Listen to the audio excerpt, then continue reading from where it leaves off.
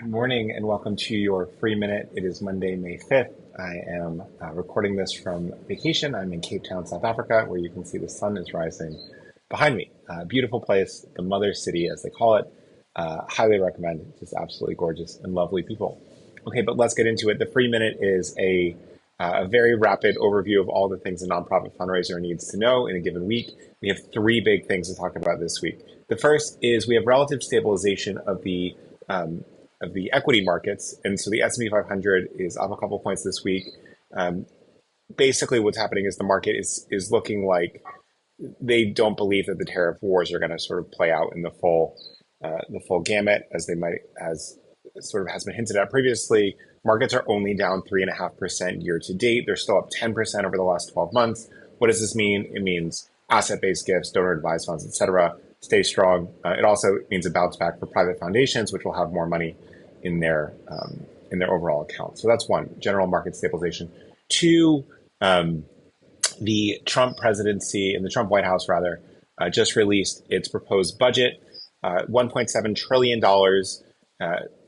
in domestic spending, discretionary domestic spending, $163 billion cut for the 2026 fiscal year, lowest domestic spending in the modern era, and significant cuts to things like the National Endowment for Arts, which is already beginning to roll back some grants.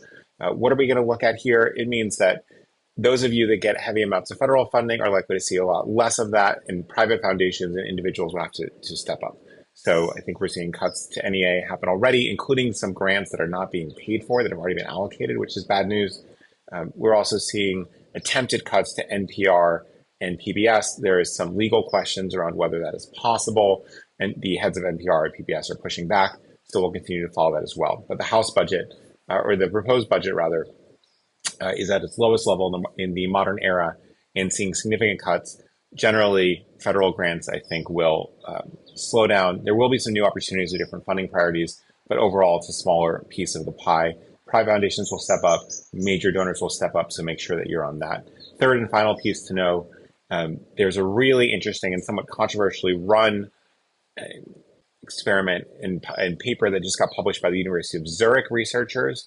What did it show? It showed that AI is 3 to 6 times more persuasive than human baselines.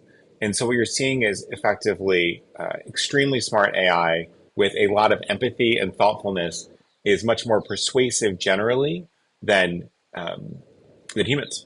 And I've heard this anecdotally without sort of betraying any confidences from folks that do persuasion work in politics that actually the AI-driven messages are significantly more persuasive than their best human writers.